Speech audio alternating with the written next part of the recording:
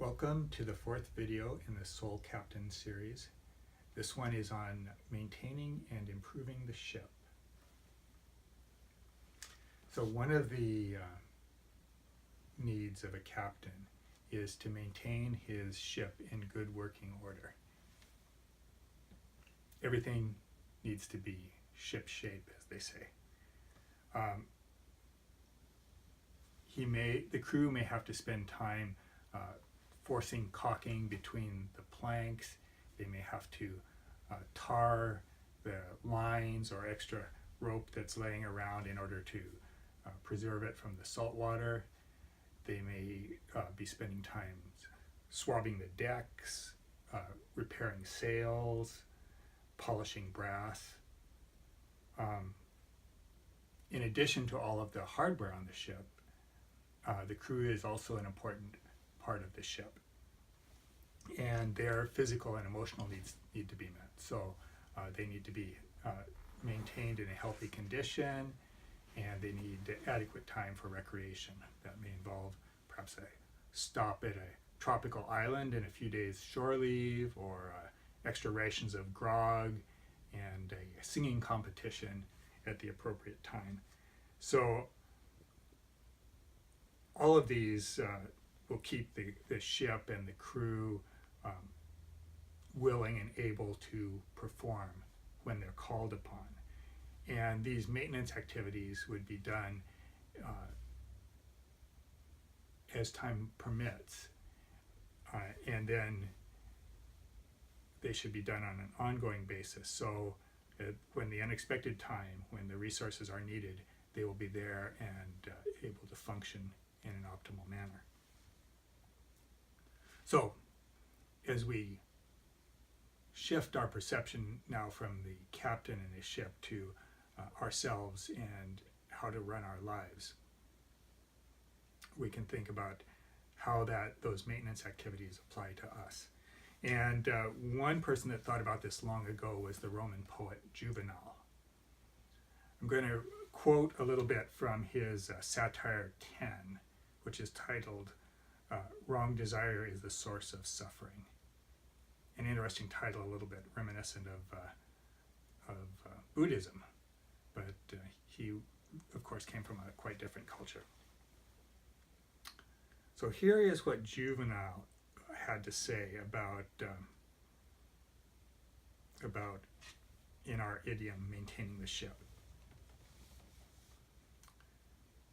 You should pray for a healthy mind and a healthy body. Ask for a stout heart that has no fear of death and deems the length of days the least of nature's gifts, that can endure any kind of toil, that knows neither wrath nor desire, and thinks the woes and hard labors of Hercules better than the loves and banquets and downy cushions of Sardanapalus. What I commend to you, you can give to yourself, for assuredly the only road to a life of peace is virtue. Juvenal addressed three different components of a person that need to be maintained. He spoke of, at the very beginning, a sound mind and a sound body. And then he went on with a list of various virtues. So we'll tackle those, starting with, as Juvenal said in the Latin, mens sana in corpore sano. That was probably the first mention of the phrase that's become commonplace, sound mind in a sound body. So a sound body is perhaps one of the easiest to tackle. That can be addressed by exercise, attention to personal hygiene. And everybody, as for all of the things on these lists, everybody is going to need to find their own balance, their own way to do that. The important thing is to consider what the needs of the body are and meet those so that it will function optimally. And oftentimes people underestimate the requirements of the body. In order for the mind to function well, the body has to also be functioning well and have a certain level of health. And oftentimes that is overlooked. So some type of exercise routine is of value. One needs to balance that versus the time commitment needed for the exercise and the benefit that is gained. There are more and less efficient ways to meet the bodily requirements for exercise.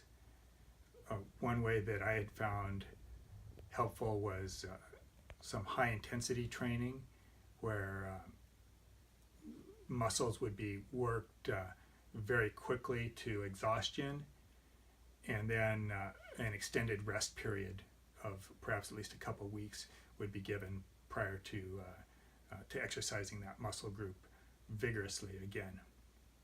And that was a good balance between time investment and also the maintenance of the muscles in a good condition for me.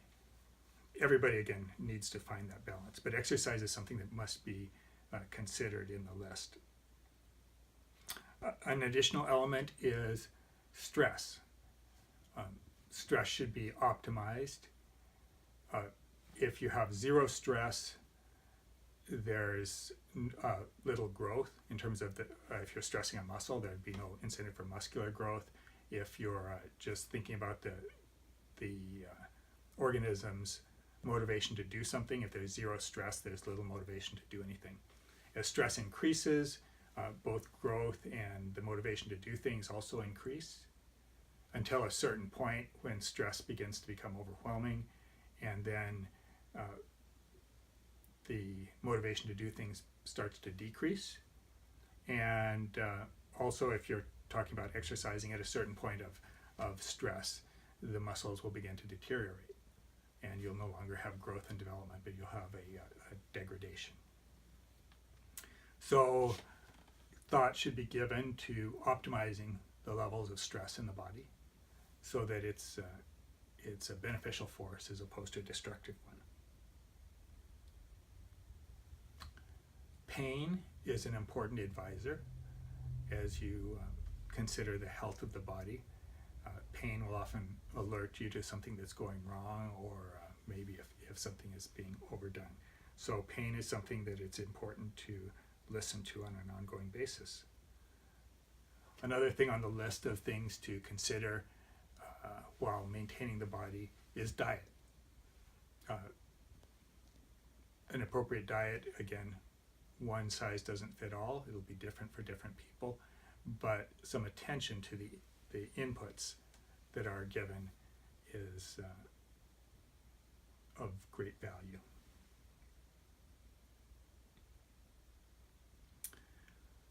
So a sound mind and a sound body. There's now a list of things to consider about the body.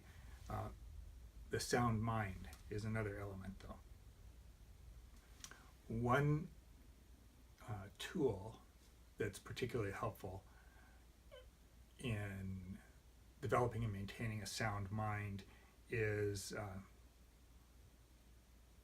meditation and mindfulness exercises. Those can help to understand the characteristics of mind, perhaps the emotions that are being experienced, and to use them as tools and servants rather than drivers or unconscious drivers of your behavior. So that's a very useful tool. I'm not going to go into the details of any of these things, be it exercise regimens or meditation techniques. Those are easily found in many different places. What I'm focusing on now is just the list of elements that need to be considered. And you may be thinking at this point, wow, the list is getting quite long, and especially in conjunction with the other things in the videos that we've seen before, this is getting to be quite a pile of stuff. These all integrate together. For instance, if you're having morning and evening reflections, thoughts about the physical body and what it needs can be integrated into those reflections. Perhaps if there's something that's lacking, for instance, in the physical realm, that could be integrated into your set of goals. So these things all work together. Don't think of them as a separate list. And as you achieve that integration, the sheer number of things that I've listed here will become less daunting. So from Juvenal's list, we had a sound mind and a sound body, and then he had a list of virtues.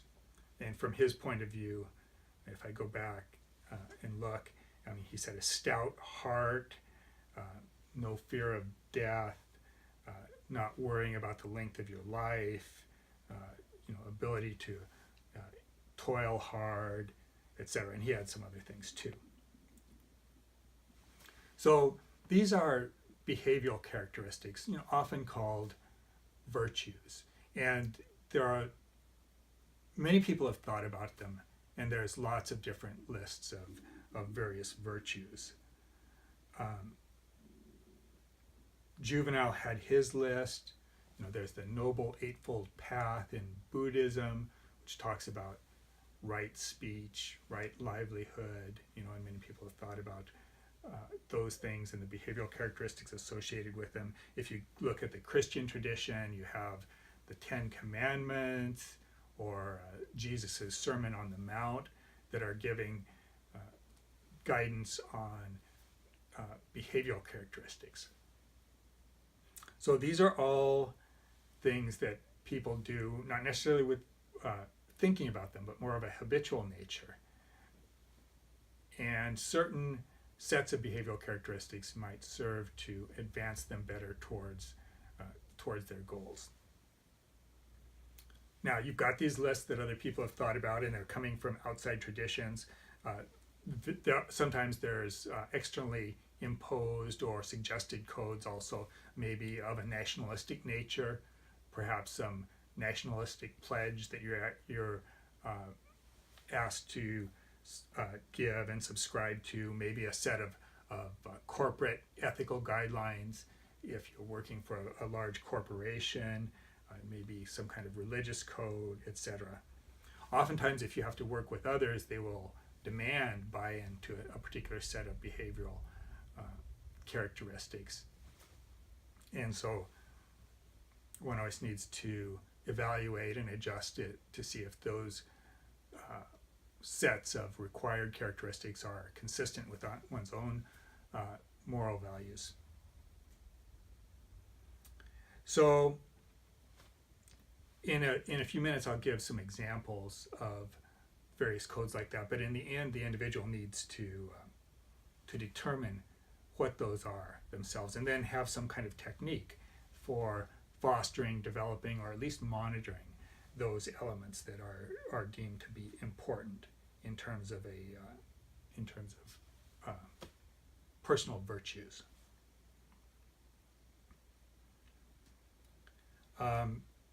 Balance is important. There are a lot of things to think about: physical, virtues, how to manage all these within a particular period of time, and we'll talk about that in a later video. How they relate to our goals, etc. And also the balance between the self and others. So much of what we've talked about so far is about the self and development of the self. However, one lives in a world with others, interacts with them, and so there's a balance between the focus on others and the focus on oneself. So that balance needs to be thought about and appropriately maintained.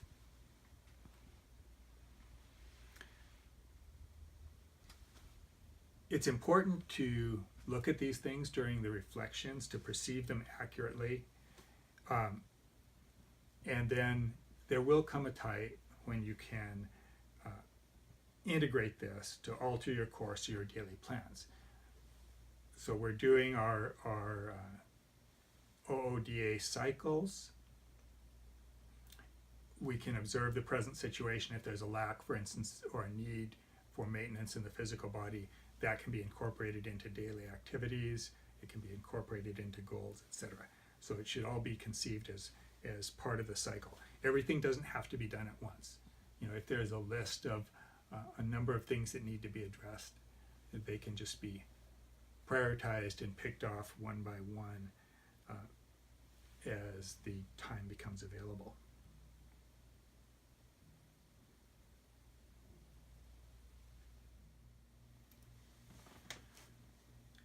Now I've given you a list of things that need to be considered in maintenance of the body and the vehicle that's used as we go on our journey. So that's the list. Those are the broad elements that always need to be considered. I'd like to now go into some particulars about how a couple of individuals have addressed that. And these may be useful tools for you in the way that they're presented, or even if not useful in the very forms that they're presented, they'll at least give you some ideas about how some other people have addressed these. And the first that I want to look at is by a very famous individual here in the United States, Benjamin Franklin. He was a prominent statesman, inventor, diplomat, publisher. He did many things. He had a very successful life, starting off from very, very humble roots. And he did write an autobiography. It wasn't completed. And it really doesn't talk about any of those things that I mentioned very much. Mostly it talks about his self-development. So I want to show you, I'll give you the shot of the title page here first before we start to dive into this.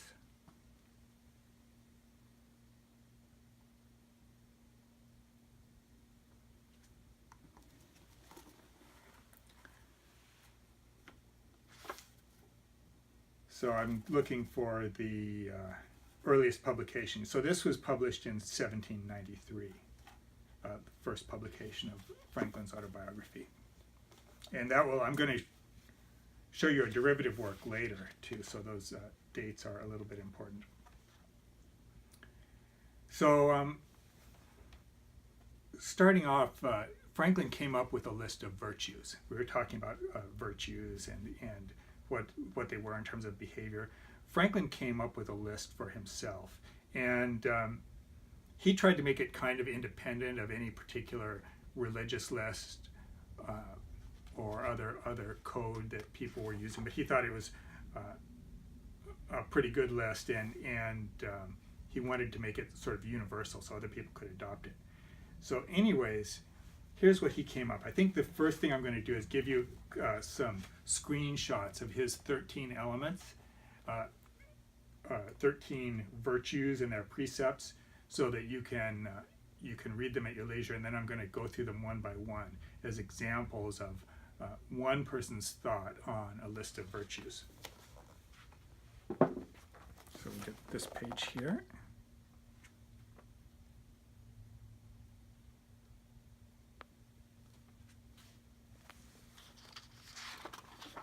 And here's the rest of the list.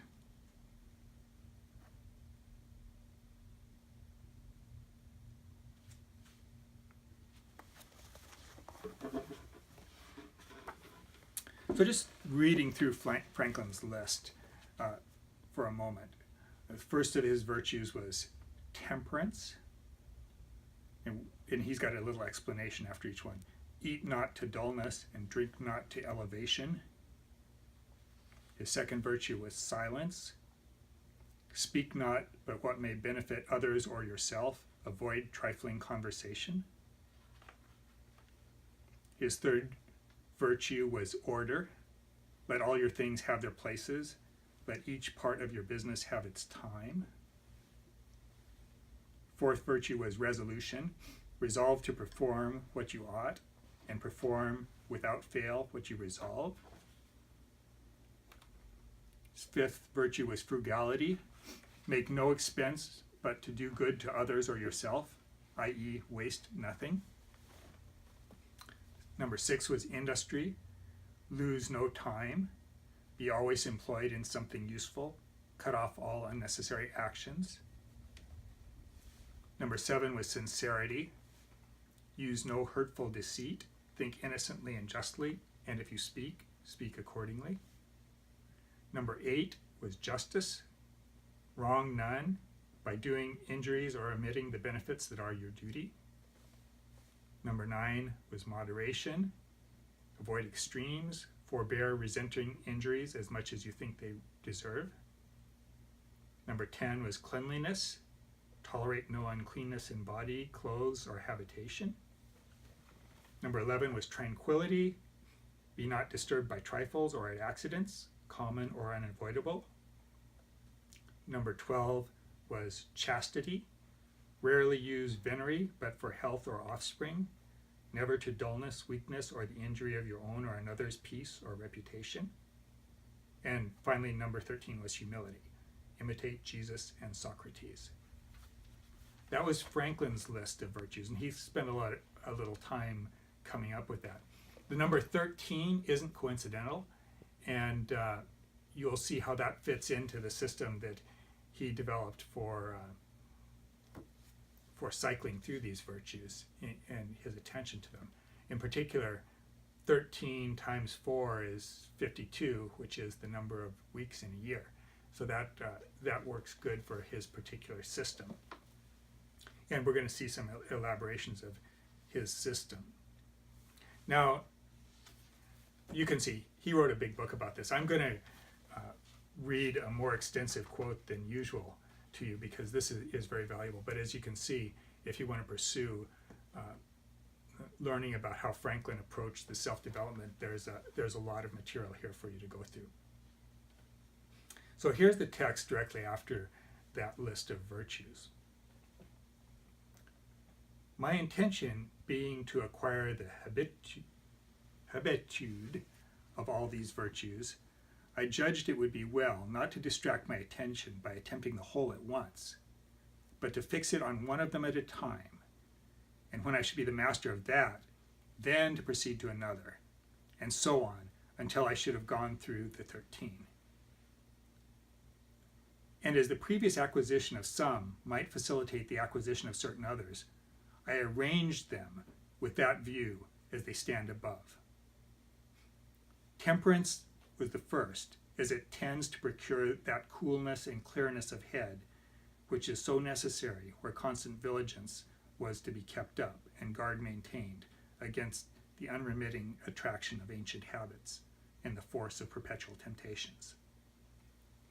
This being acquired and established, silence, which was number 2, would be more easy, and my desire to begin to gain knowledge at the same time that I improved in virtue, and considering that in conversation it was obtained rather by the use of the ears than of the tongue, and therefore wishing to break a habit I was getting into of prattling, punning, and joking, which only made me acceptable to trifling company, I gave silence the second place.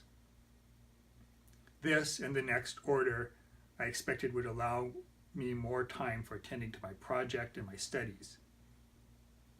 Resolution, once become habitual, would keep me firm in my endeavors to obtain all the subsequent virtues. Frugality and industry, by freeing me from my remaining debt and producing affluence and independence, would make more easy the practice of sincerity and justice, etc., etc. Conceiving then that agreeable to the advice of Pythagoras in his golden verses, daily examination would be necessary, I contrived the following method for conducting that examination. Now, he's got a special method that he lays out. I'm going to quit quoting directly at this point and let you see the sort of chart that he made. So let's get a close-up of Franklin's chart here. And he's given us an example of his chart for temperance.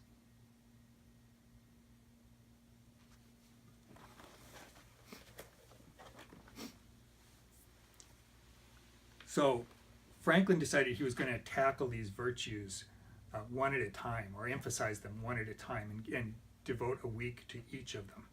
And so the first was temperance. And you can see how he had put the virtues on the left side of this list and the days of the week up at the right. So I'm going to give you another little quote now that you've seen how he made his chart, and this is how he used it. I determined to give a week's strict attention to each of the virtues successively. Thus, in the first week, my great guard was to avoid the least offense against temperance, leaving the other virtues to their ordinary chance, only marking every evening the faults of the day. Thus, if in the first week I could keep my first line marked T, clear of spots, I suppose the habit of virtue so much strengthened and its opposite weakened that I might venture extending my attention to include the next, and for the following week keep both lines clear of spots. Proceeding thus to the last, I could go through a course complete in 13 weeks, and 4 courses in a year. And like him who, having a garden to weed, does not attempt to eradicate all the bad all the bad herbs at once, which would exceed his reach and his strength, but works on one of the beds at a time, and having accomplished the first, proceeds to a second. So I should have, I hoped, the encouraging pleasure of seeing on my pages the progress I made in virtue, by clearing successively my lines of their spots, till in the end, by a number of courses, I should be happy in viewing a clean book after 13 weeks daily examination. So Franklin's approach was he made this list and he made a chart with all of the elements, the 13 virtues on his list. Every week he'd focus on one of them, starting at the top. He would really try as hard as he could not to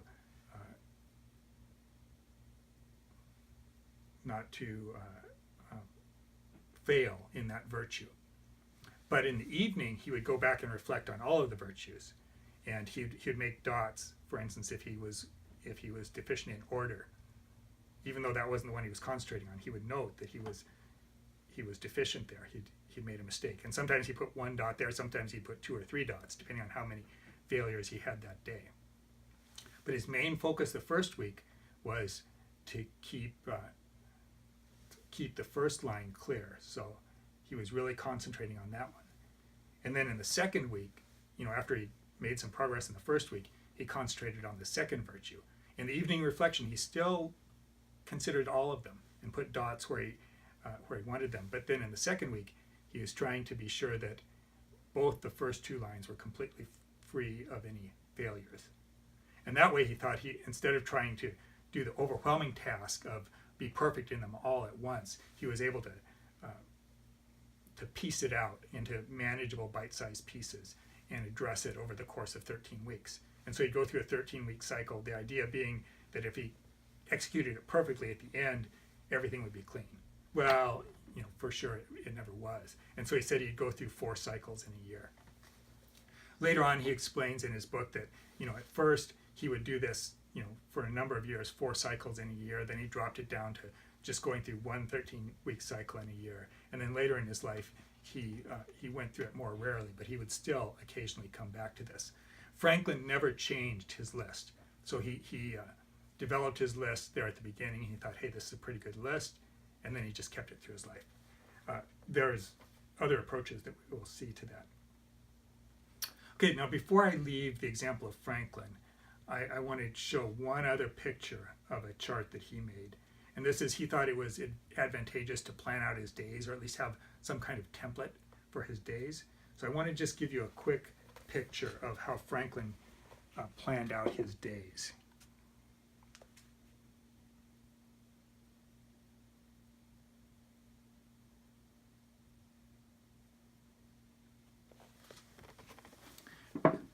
So you can see on that picture, he had mapped out the hours of the day and what he was going to do. You know, he basically had a morning and evening reflection, similar to what we've been talking about. His morning question was, what good shall I do this day? And then his evening question to himself was, what good have I done to this day? Or what good have I done today? And then the hours of the day were mapped out with various things to, you know, in the beginning, get up, wash, figure out your business. In other words, plan his day out. Consider the resolution of the day, that virtue that he was going to work on that particular week. Have his breakfast. He mapped out some time for work, looking over his accounts, more work, tidying up, music or diversion or conversation, and then examination of the day. So he had, again, time mapped out for reflection, and then sleep. He goes on to say that many times this idealized schema didn't work for him. You know, in the course of events, especially when he was traveling or on some diplomatic mission, you know, he had to accommodate himself to a lot of other schedules, so that didn't always work. But he was making a plan for how to fit all these things in. So that's one example of the way one person approached this. And he was a very successful person, did a lot in his life. So there are things that we can learn from Franklin. Benjamin Franklin's work was first published in Europe, and it caught on quite well. And only after that was it published back in his homeland. Other people sort of took the torch and ran with it in terms of his approach of developing personal virtues. And I want to leave you with one final example of somebody that developed that system further. So we get a close-up on this book here.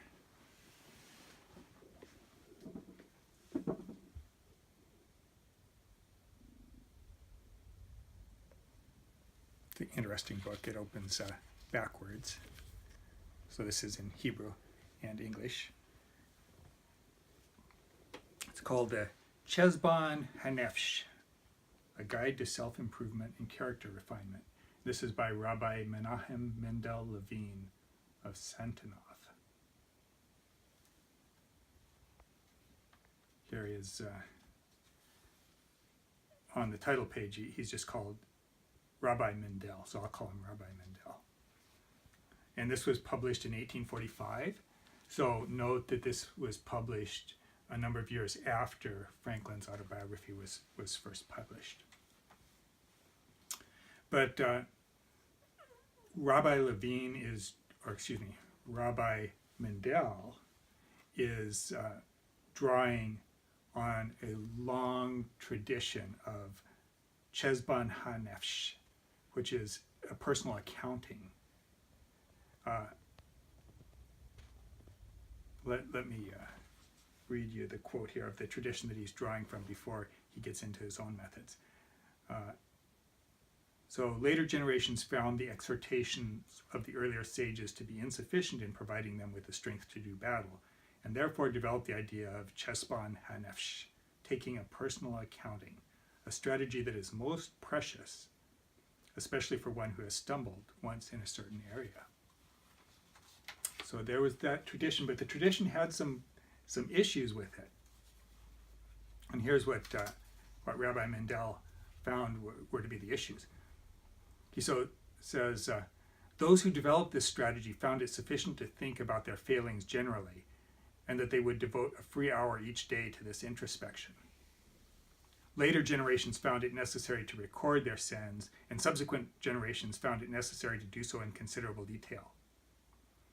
Eventually, they became so involved in this accounting, they had no time left for their real work. So he's saying that some of these methods could become very cumbersome and really could take over all of your time. So it's a puzzle as to how to tackle these things efficiently in terms of in our metaphor, maintaining the ship. So I'll jump ahead a few pages. And although he doesn't reference Franklin by name, you can see who he's talking about, because the method he's going to describe is very similar to Franklin's. So a few years ago, a new strategy was developed, a strategy that is a wonderful innovation in this field of Chesbon Hanefsh. It would seem that the method will spread quickly, like the invention of the printing press, which brought light to the world. The strategy ties together the four elements we talked about: balancing one's personal ledgers before retiring and upon awakening, conditioning, and Chesbon Hanefsh. However, it spares the person much of the effort that these elements required when utilized alone, as well as being far more effective. Instead of taking up all of a person's time, this method actually leaves the entire day open and orderly, with the mind clear. Okay, so he really liked Franklin's method, and he goes on to explain a lot of the details that we've already covered when we looked at Benjamin Franklin's autobiography. But one difference that he's got, he emphasizes first the collection of that list of 13 virtues. And he suggests drawing from the previous literature in his tradition to compile that list, but the available menu is much greater than 13. So Rabbi Mendel says the first step is to collate, either by oneself or from books, 13 chapters of Musar literature that deal with the 13 different character traits. Each person should prepare material relevant to his own negative traits, for if you try to grab too much, you will wind up without anything. So he's saying everyone needs to put together their own list. The other change that the big change that Rabbi Mendel brought to Franklin's system is he said, hey, after you go through it for a year, you've gone through these 4 cycles of looking at the 13 things, you find that you're really not having much problem with one of the virtues. It's pretty much all clear. Go ahead and drop that one off your list, and either get a new one that you need to work on and insert it into that spot, or if you've got one that's particularly problematic to you, maybe you need to break that up into a couple of different components and put them into different places on your list so that you can tackle them individually, since that one's such a challenge for you. So Rabbi Mendel took Franklin's system and elaborated on it, expanded on it to quite a degree, and made it more useful throughout the course of your lifetime. You saw that Franklin used it intensively for a few years, then dropped back and sort of used it just every few years towards the later part of his life. Mendel's system Mendel's elaboration of Franklin's system allows it to be more useful on an ongoing basis for you as you develop new challenges. Perhaps one virtue might not be much of a challenge in one part of your life and become a challenge later. For instance, if you don't have the resources to buy a lot of alcohol, well, temperance in terms of alcohol consumption may not really be an issue for you if it's not really available to you. But later on, as you become more wealthy, and now it's very easy to stop by the pub and get several drinks, all of a sudden what previously wasn't a challenge for you becomes a challenge. So the circumstances of our life can change. Mendel's elaboration allows for that and allows for changing emphasis as you go through different parts of your life. So anyways, Mendel goes to a lot of explanation on how to use the system, and he has some insights that are eerily reminiscent of some modern developments in cognitive neuroscience in terms of habits, how we deal with habits, how we want to develop habits, and deal with habits that we don't want.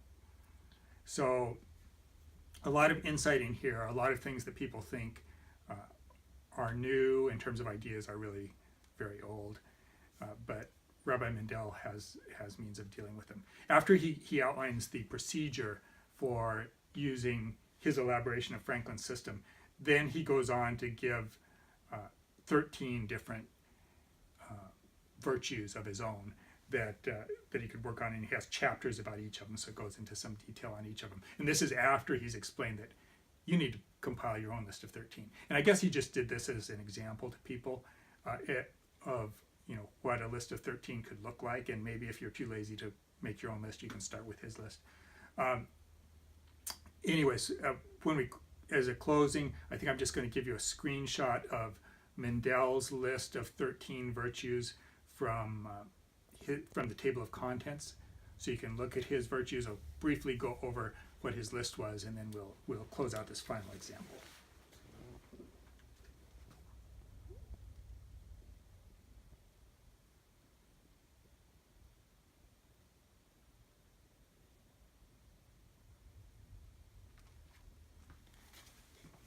So you can see Rabbi Mendel's list had considerable overlap with Franklin's list, but it wasn't identical. His list, at least a starting list, is equanimity, patience, order. We saw order on Franklin's list. Decisiveness, cleanliness, we saw that on Franklin's list. Humility was on Franklin's list in a slightly different form. Righteousness, frugality, diligence, silence, calmness, and truth. And separation, I think separation is in that list of 13. So anyways, that's his. He's got explanations about what those mean. But his main point was you have to make your own list.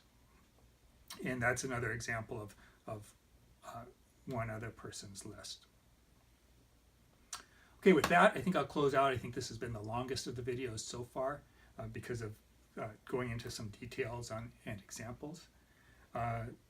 But we'll close out now on maintenance of the ship, and our final video will be how to fit this all into the limited time that a single person has.